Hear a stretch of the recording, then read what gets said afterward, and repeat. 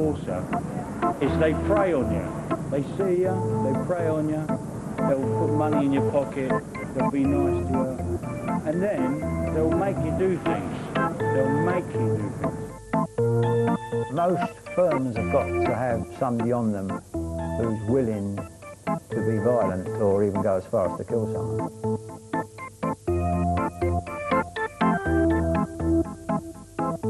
Cutting. Right down there. Oh, so thick, you could put your finger in it. Cut them lovely, all round. Try to do one or two eyes if you can at the same time. So you'd even blinded and all if necessary.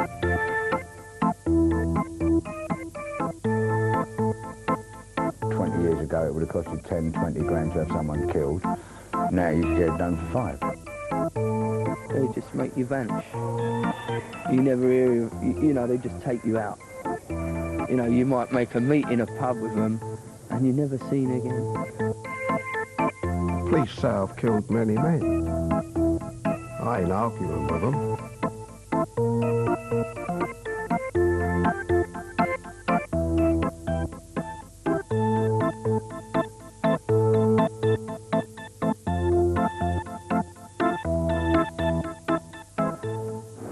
See a guy and he looks at you and you know that he can hurt you. It's nothing to do with muscles or fucking how big he is. It's that haggard look in his eye, that when you look through his eyes and you see nothing, all that you see is that he's going to hurt you and he's not frightened of anything. It doesn't matter what you do. It's no good getting your punch in because that don't work. You know, your best option is run every time. In the early decades of the 20th century, there emerged a new type of criminal which had not been seen before in Britain. These villains did not operate on their own, but were organized in gangs, which they called firms and families, and to which they were bound by a strict code of loyalty. They made their money from protectionism and extortion, prostitution and armed robbery, and their power rested on extreme violence. These were Britain's gangsters. Most people in Britain will never have direct contact with the violent world of organised crime. So what's it like, and how do people get drawn into it?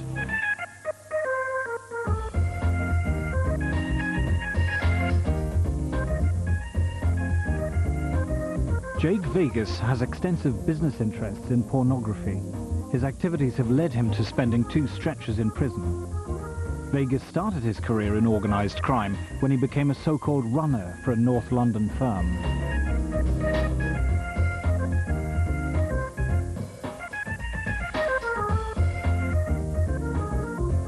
So, how did you get into this kind of work? Well, it was around 92. I was going through a bit of a depression. I had no money. I was selling all my shoes, all my suits, all my records. It was probably down to the last suit and the last pair of shoes.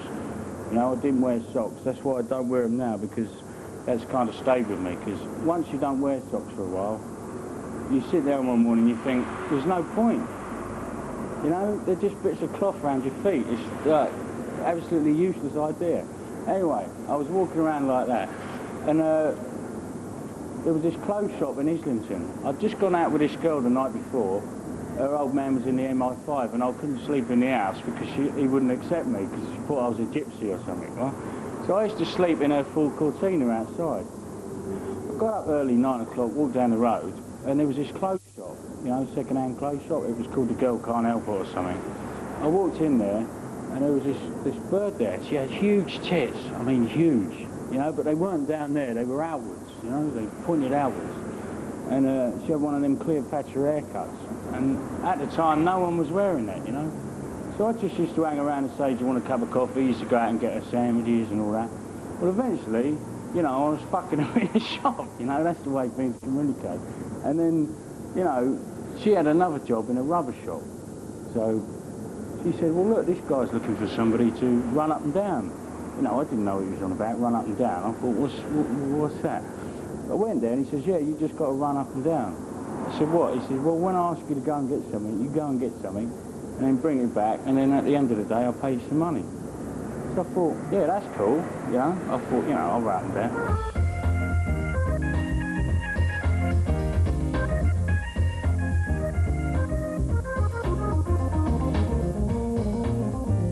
You know, all through the day, he bought me fags, he bought me drink, and it was 8 o'clock in the evening, and he said, do you want, you can go now, and he'd give me 70 quid. Right now, in them days, I thought it was, you know, I didn't understand. I said, 70 quid? I thought he'd made a mistake. I said, you give me 70 quid here? He said, yeah, that's right. He says, we weren't very busy today, but when it gets busier, you get a drink on top. You know, so I was getting £100 a day for running up and down the road. They'll put money in your pocket, they'll be nice to you, and then they'll make you do things. They'll make you do things. And somewhere along the line, in your consciousness, you say, I must do this, because you can't get out. There's no other route you can go down. Mad Frankie Fraser is one of Britain's most notoriously violent criminals, whose career spanned the supposed golden age of British gangsterism in the 40s, 50s and 60s. His involvement in crime began at the age of 7. I first got involved in crime as a very small boy. Sheer poverty, and plus where I was brought up, literally every other family was into crime.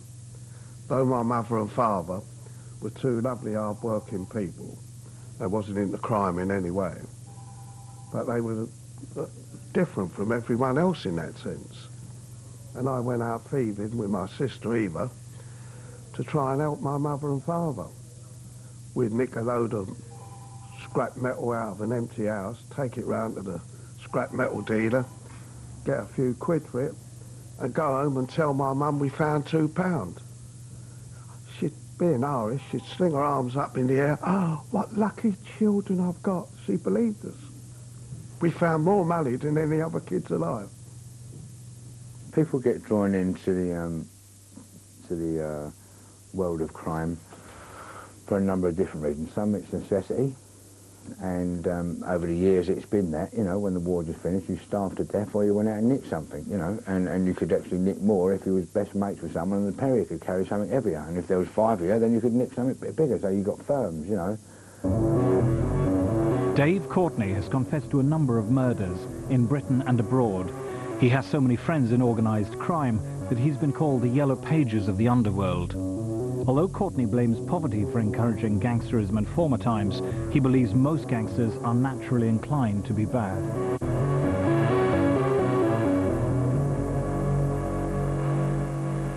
You are born professionally naughty.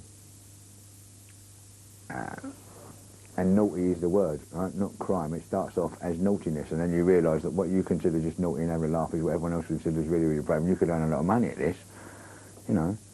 And so it is, you know, if you're a slut as a woman, right? If you're a tart, whether you go to work in the city or you work in Woolworths in Peckham, you're going to be what you are.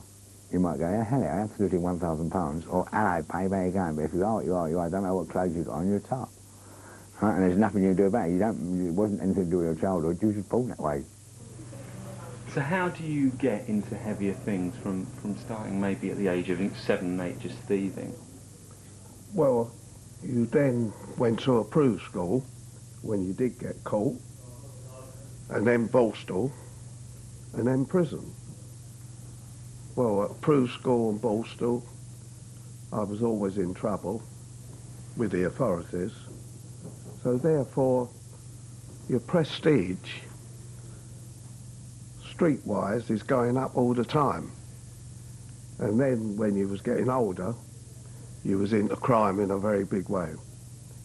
Because all of what you'd done as a young boy stood you in good stead. It was at a approved school in Borstal that Fraser developed his peculiar brand of people skills, which were to propel him into the world of gangsterism.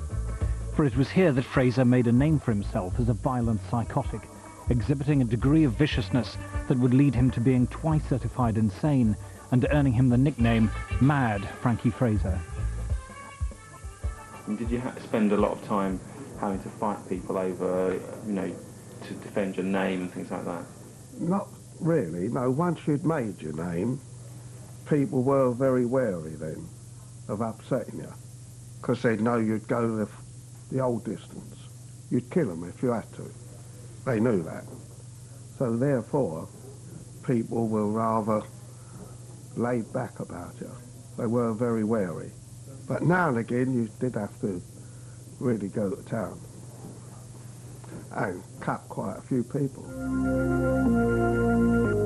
But Frankie Fraser's introduction to gangland Britain came during a stretch in prison, when his propensity for extreme violence came to the attention of one of the biggest figures in the history of British gangsterism. The Home Secretary of the day, Herbert Morrison, during the war, he changed me ballstalk into 3 years penal servitude. And I was sent to prison. And that's where I met Billy Hill, the boss. And that was the turning point of my whole career. He really put me in touch with everything and everyone. Mad Frankie Fraser's capacity for violence was to win him a place among Britain's emerging gangster elite, and took him to what used to be the heart of gangland Britain, the glamorous capital of sleaze, London's Soho.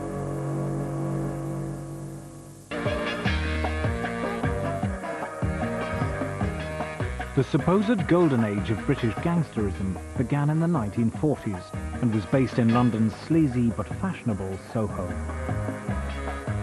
Because the sex industry was quite centralised on Soho, that's made it the centre for a lot of criminal activity.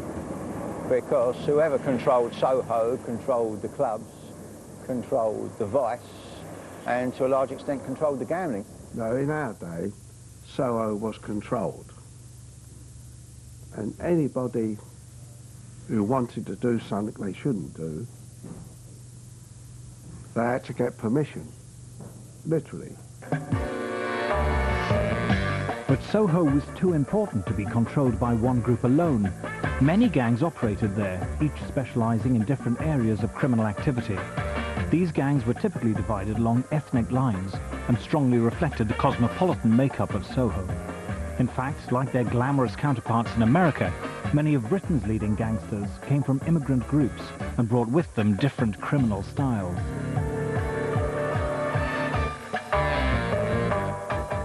French owned all the brothels in the early 40s. All the porn was separate. It was different guys, and all the nightclubs were separate. That was Jack Spot and Billy Hill and all them guys. So it was all separate in them days rather than a conglomeration of everything, you know. So where did all these Frenchmen come from? France. Well, a good one.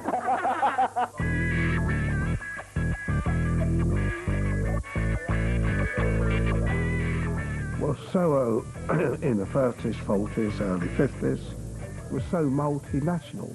That was a good thing. French Lou, he had an off licence there. And when I got in some trouble and had to go on the run, they sent me to Paris with the French mafia. Oh, it was wonderful. That lovely, famous French singer, Edith Piaf, they introduced me to her and put me up in a hotel, and got in there about 12 o'clock at night from the club, and there was a knock at my door, and there was this gorgeous French girl there. She undone her coat. I said, come in. It was wonderful. They done it in style.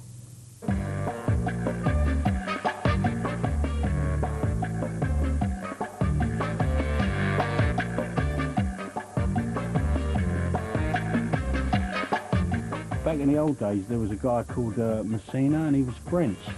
And in the late 50s, he worked on the same principle of he used to buy these buildings, and he used to import these girls from France, bring them all over, same sort of thing, and he used to have them working for him, like 5 or 6 buildings.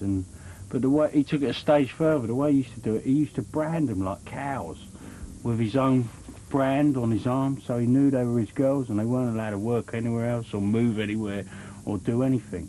And they used to send him money, even when the guy was in prison, or if he had to leave the country a couple of times because he had to escape because he'd been done and all that, and they still sent him the money, even in like towards the late 60s and 70s, they were still sending him money, these girls.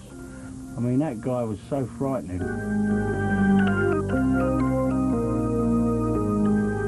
The Maltese, they stuck to the clip joints and the strip clubs because I think they liked the idea of, like, that was their thing. I think controlling people, and you know, they were quite rough on people, I think. Tell us, what's a clip joint? Clip joint is where someone goes in, someone on a door calls someone down and says live show or something.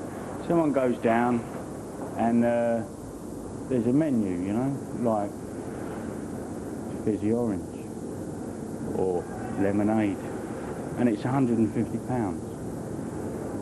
So what happens is the guy buys the Coke or the lemonade and he gets charged £150, which is, I mean, it's genuine. I mean, the guy can see the menu, but you know what I mean? He does buy the orange juice for £150. But the thing is, that's where there's a thin line there, you know? But he must pay because he's asked for it, you know? He's asked for it. So what gets him down there? Well, he thinks there's exotic places down there. You know, he thinks that he's going to have an exotic time. Or there might be, you know, naked women crawling all around the floor. But it's usually empty. Usually empty with a dwarf taking orders, you know.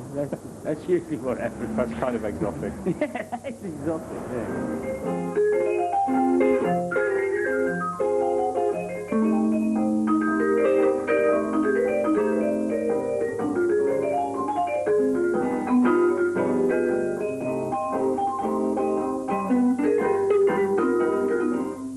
Wonderful Soho.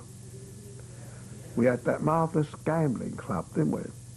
Charlie Chester's in Archer Street. We had our machines in there. That club was untouchable. Nobody could create a fuss there or cause trouble. So the proprietor was well pleased. Not only did we get a share out of the machines, we got a little share out of the club as well. So everyone was happy. Because we had our machines in one or two Chinese places as well. And I found them very honourable people. And if any of their numbers cheated on you, they would do it themselves. They would say, no, let us settle it ourselves. And they would.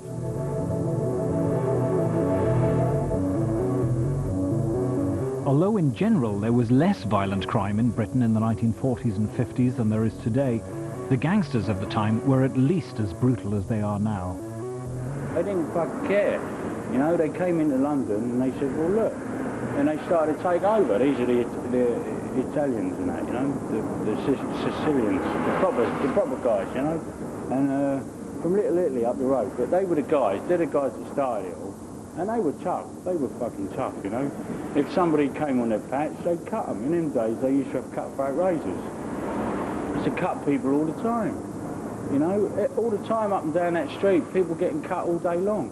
When you cut someone like that, one, you're going out your way to wound them, and two, you're deliberately leaving scars on them so people can see it and what they got it for. Simple as that. Cut them lovely, all round. Try to do one or two eyes if you can at the same time. So you leave them blinded and all if necessary. You know, they had guns in them days. They were shooting people, you know. I've heard stories of people getting shot and rolled up in carpets and fucking taken out to Southend and dumped in the fucking sea. And someone said, where's he? And they said, he's gone fishing in Southend. That was a big joke. People have always carried guns. After the war, many had it. Soldiers were coming home with them, keeping them when they should have surrendered them. And you could rob army barracks then and get them right, left and centre. And the Americans, the Yanks, they were terrific. Their soldiers would sell them to you for peanuts. There's always been guns. Prominent gangland figures of the time included the notorious Italian gangster Albert Dimes, the East End hood Billy Hill, and the Jewish protection racketeer Jack Spot. When Hill and Spot joined forces, they soon became the most feared gangsters in Britain. Jack Spot come to the front during the war and just after. He cut a lot of people, really. And he teamed up with Billy Hill. They were really powerful. Billy Hill would own the club. He would rent it out to someone, and then they would run it, and then he would get the money off them. And then if they didn't have the money, then they would come around and get the money off them in whichever way they could get it, you know. And Billy Hill didn't do it by himself, but obviously he had guys to do it all. One of the main guys who did it was Mad Frankie Fraser, who worked as Billy Hill's enforcer, using terror to maintain Hill's extortion, protection and gambling rackets. He was involved in gambling when gambling was in its infancy. You had what you call spills, unlicensed gambling places, where you got a lot of money.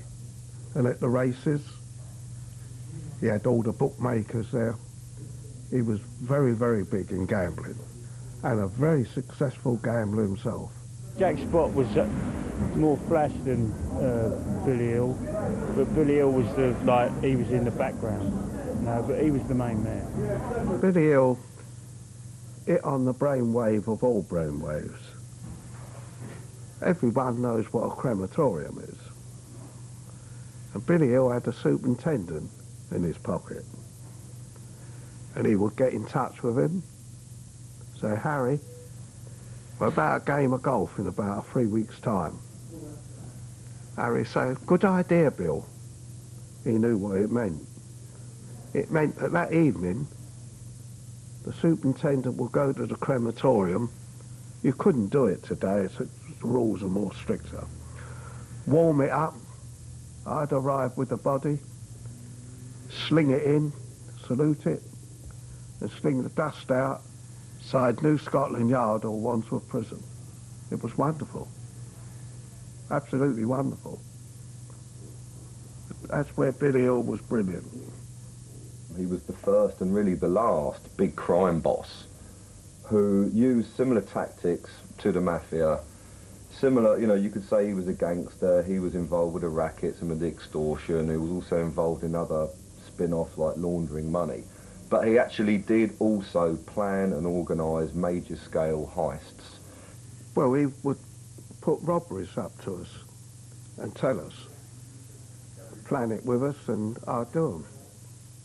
A bank or smash and grab raid, which was all the go at the time, and robberies, post offices, things like that.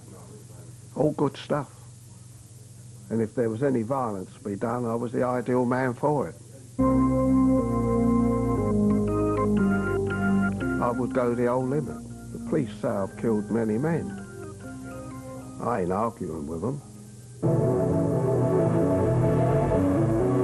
But events were to blow apart the powerful gangland partnership of Jack Spot and Billy Hill and lead to the most notorious battle in British gangster folklore. Jack Spot got beaten up by a man called Jimmy Wooder and another guy. And he nicked them. He went to the police and he gave evidence against them at the Old Bailey. This was a time when there were rules to gangsterism, and Jack Spot had broken the first and most important. In those days, in the 50s, well, the 20s, the 30s, the 40s and the 50s, there was still this kind of hangover from the Italian ideal with, like, the code of silence, a murder. And people didn't grasp. They didn't talk about their own. They wouldn't, you know, it was the worst thing you could do. It was the kiss of death if you was a criminal to have your name besmirched by being associated with, or being called a grass. It really was the worst thing that you could do.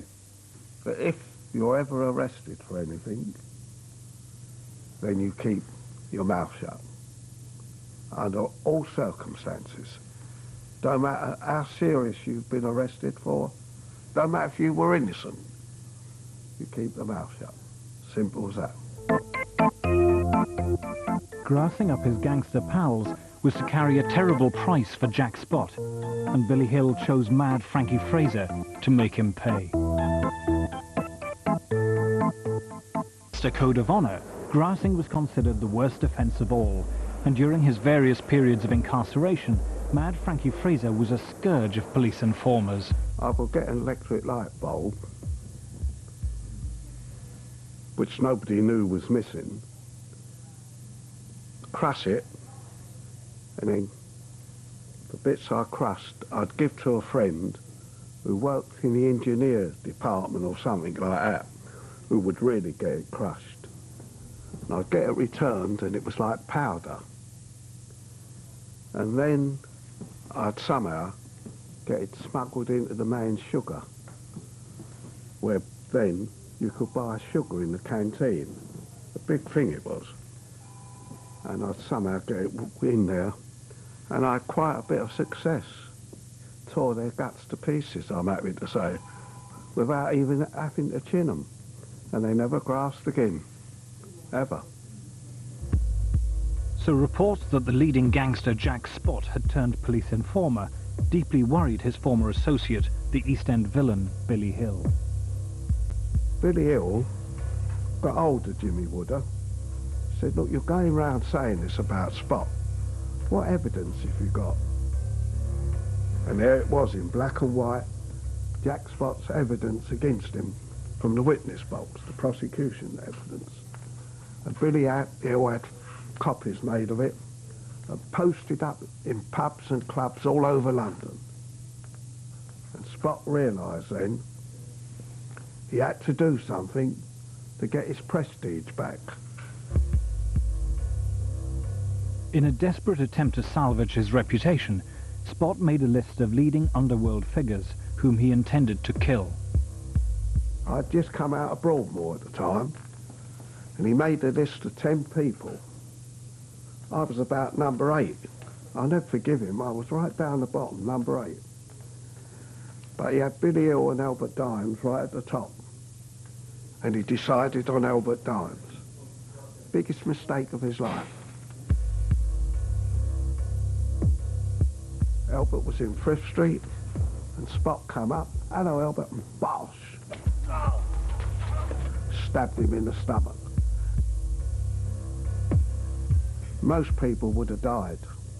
So they wouldn't have been strong enough to loss of blood and everything. And the surprise, Albert never had a clue. He recovered, slung Spot off, and run down to a little greengrocer's. And Spot, like an idiot, chased after him, cut him down the back of the head as Albert sprung him down. I think he had another 28 stitches in that one. The fight continued for so long, was so bloody and so public, that it is still remembered in gangster circles as the Battle of Frith Street.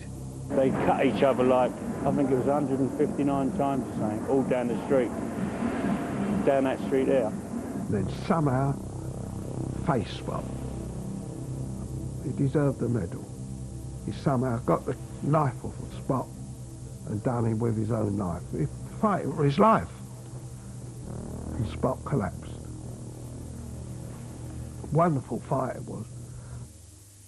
In the aftermath of the fight, everybody assumed that Jack Spot was finished as a gangster, but he had one more trick up his sleeve.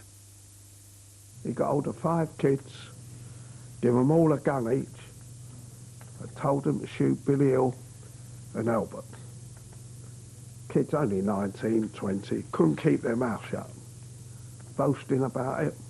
We kidnapped them, took the guns off them, and then it was decided that I would do Jack Spot, which I did. I cut him to pieces.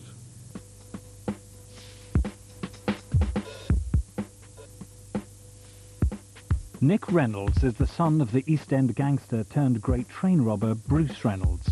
Nick recently accompanied Ronnie Biggs on his plane trip back from Brazil. Through his father and his father's criminal associates, Nick has learned the importance of the Gangster Code of Honour.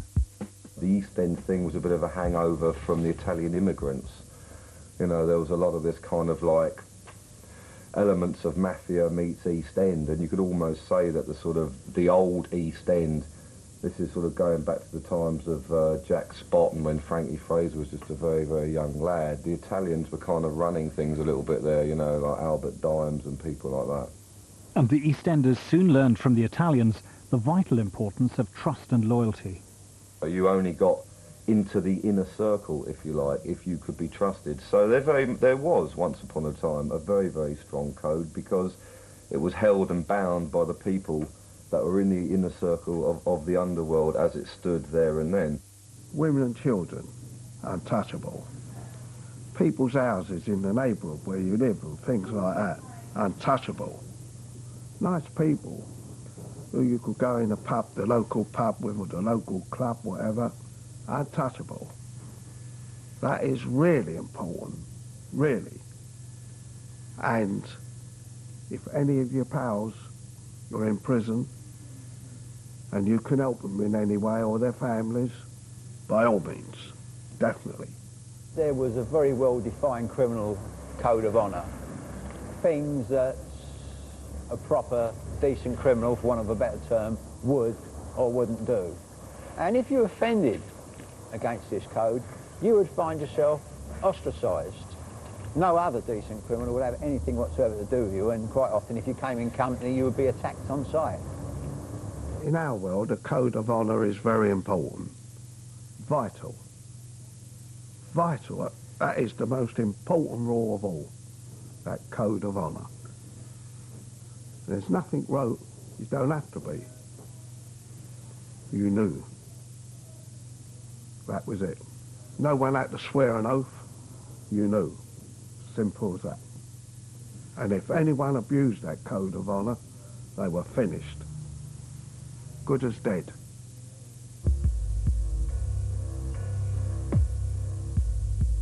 Another thing the East Enders had in common with the Italians was the tightness of their community. In the East End thing, it would have been more of a family thing. I mean, the East Enders saw themselves as a separate race, practically, you know.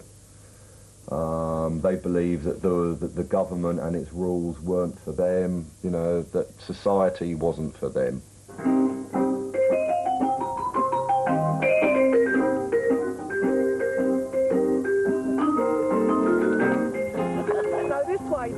Organised gangsterism reached its zenith during the 60s in the East End, with the rise of the notorious Ronnie and Reggie Kray. Helen Keating and Bobby Travers were nightclub entertainers who were close to the Krays and other notorious gangsters of the time. Despite the fact that gangsters like the Krays were vicious, murdering thugs, they nevertheless enjoyed a perverse celebrity status in the East End. I spent all my childhood in Balance Road, and of course my neighbours were Ronnie and Reggie and Charlie, and I knew the whole family very well, but I knew them as neighbours. Yeah, I've been in a pub with Ronnie, Reggie and everything, and they're saying Guinnesses over by the armfuls to the old people sitting along the benches.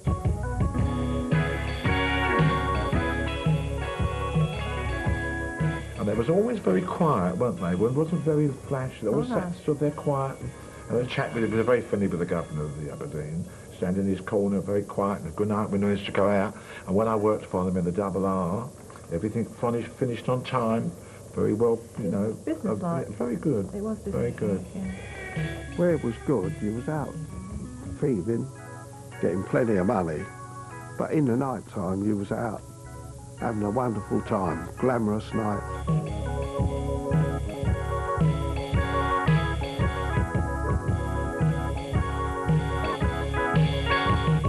Mixed with film stars, politicians, wonderful. And they loved the gangster. Thank God for that. And we loved them.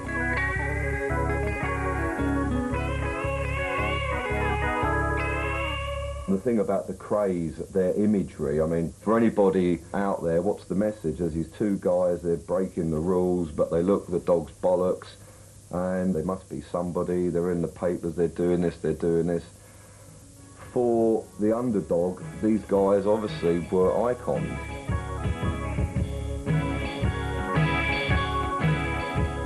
But behind this naive adulation of the Krays and other gangsters, the grisly business of killings and protectionism and prostitution continued, as did feuds between gangs. There were rivalries in those days. I mean, a lot of it was very localised, sometimes between families. But between the two big firms of the day, the Richardsons and the Krays, there certainly was very bad blood. And I think if the Richardsons hadn't been nicked and sent away, there would have been quite heavy bloodshed, although immediately after they were shed away, one of their firm was shot dead by Ronnie. But this time, Ronnie Kray didn't get away with it. The tide was turning against old-style gangsterism. By the late 60s, smarter police methods and draconian prison sentences were blowing apart the code of honour on which the old gangs depended. In 1969, Ronnie Kray went to prison and never came out.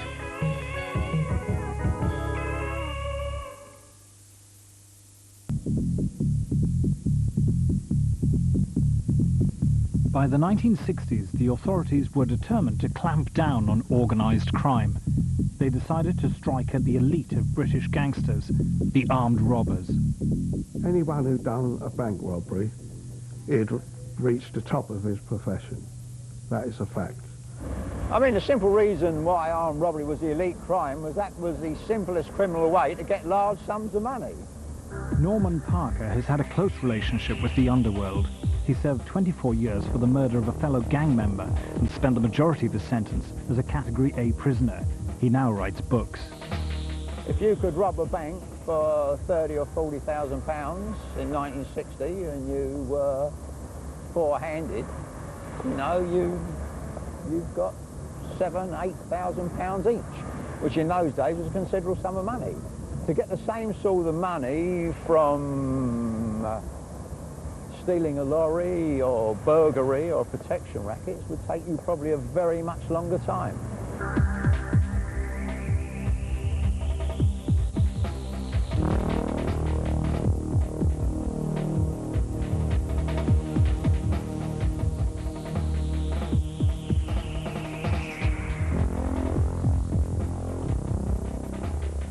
It's hard to say how much anyone had earned in any one year, but there were certain prolific bank robbery gangs. I mean, certainly the Bertie Smalls gang of the late 60s, early 70s, they stole hundreds of thousands of pounds each, at each robbery. But in 1963, a robbery took place which was to capture the imagination of the public like none before, and would provoke the authorities to turn their sights on organised crime. The job involved 15 men and a mail train.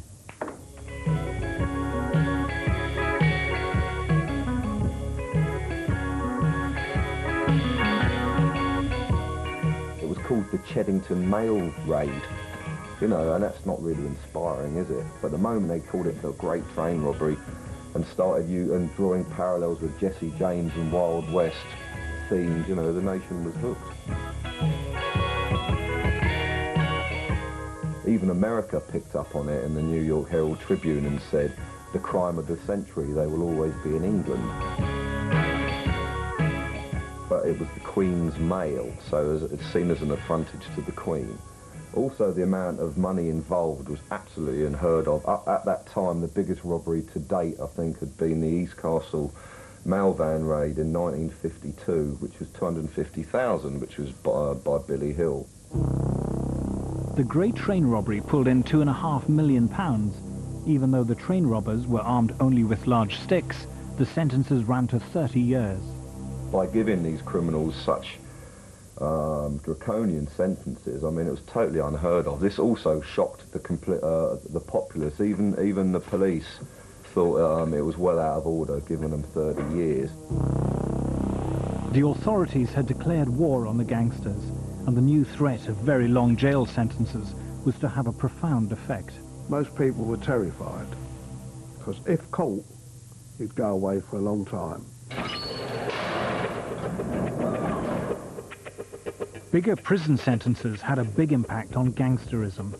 The threat of spending the rest of their lives behind bars was incentive enough for many villains to give evidence against their gangster pals to escape prosecution. the criminal code of honour that had long been held in such high esteem was rapidly falling apart.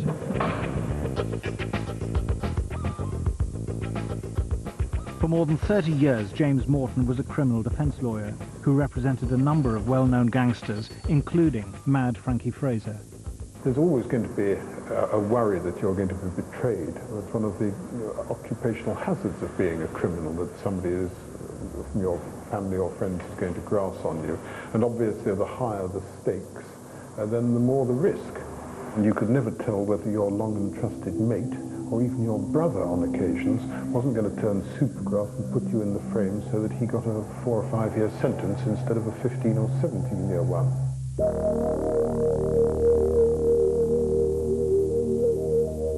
The impact of the supergrass comes in about 1969, 1970, when Bertie Smalls, who led a very successful team of bank robbers, was himself arrested, and instead of facing it out and getting a very substantial term of imprisonment, started the fashion of being a supergrass. In fact, he was followed immediately by a number, and this to a large extent broke down the old-fashioned bank robber.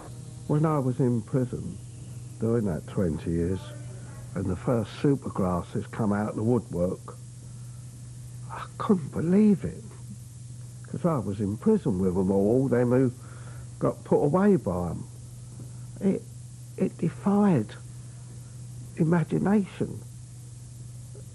You know, it really hurt.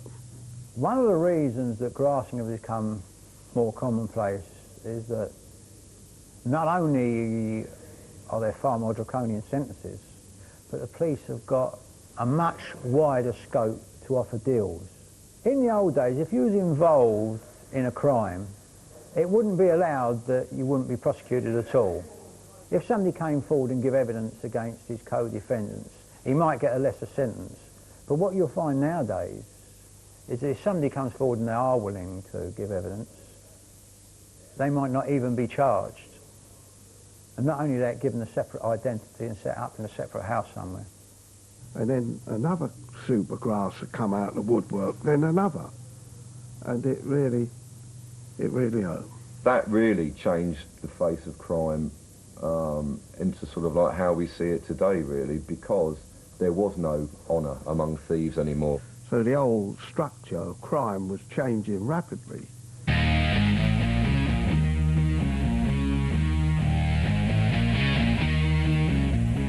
And it wasn't just the trust that was changing. High-technology security systems and closed-circuit television cameras were making the job of the bank robber virtually impossible. What's more, villains now had to contend with an armed police force. A major influence of the RA bombing campaigns in our big cities was a rapid response time by armed police units and closed-circuit TV cameras. So anything that was going to be in your face on a city street was a very dangerous operation to undertake. The police were becoming armed and there was a danger of a shootout, and generally speaking, the people who ended up dead on the pavement were the villains. Obviously, policing methods and communications have meant that certain types of old-style robberies just couldn't happen anymore. They tried to do it on the dome. I mean, it was doomed from the start, because there's no way the guys would have got away now because of communications and things like that. Crimes have changed, and stick 'em up in a bank, you know. 20 years ago, when they only had a little bit of glass and some poor old lady just loaded up your Adidas bag and you went down the till and ran out. And if a copper come down, he chased you down the road with a whistle until he got to the blue phone box and rung up someone, and there was a Wolseley hot on your bum 30 minutes later. Now you've got tills that flick up in the air, helicopters, policemen driving around with machine guns, cameras in the road, in the bank. You know, it's a completely different, so there is no more gangster bank robbers, you know. By the last decades of the 20th century, high-tech surveillance, armed police units and stiff jail sentences had effectively killed off traditional gangsterism in Britain. Unfortunately, organised crime was to be given a new lease of life with the arrival of drugs. But you could see a change take place within prison, certainly in the early 70s. suddenly, student types, middle class types came in who were drug smugglers, who were drug manufacturers. And they'd be sitting down cheek by jowl within a prison situation. And I remember one classic incident. There was the Operation Julie crowd in, who were basically university middle class type people who manufactured a lot of acid. And one guy was watching TV, sitting surrounded by a group of armed robbers who were doing 15 years or whatever. And the Lamborghini Espada came up on the TV screen. And one of the robbers said, "God, what a good car." And one of the young middle-class drug dealers said, "Yeah, I had two of those." And you know he did, because up in his cell there's a picture of him, you know, with two Lamborghini Espadas. And when they started talking to him and find out, well, how much money was generated? And they said, well, we made several £1 million. But the longest sentence for the ringleader was 12 years, and the others got 8 years and 6 years. And you could see the armed robbers thinking, now just a minute, us four got 15 years each for going out and stealing £80,000 between us. These people have got 600 grand, £2 million each, and all they've got is 6, 8 years. We're definitely in the wrong game. I leave my children with what the general public would consider evil, nasty, robbing, smuggling, murdering men, but they look after my children. And I know what their faults are, you know, they rob banks. Right? But I'd rather have him than some snotty little librarian that I didn't know what his faults were. It was a nonce. You know? So he'd end up under my patio.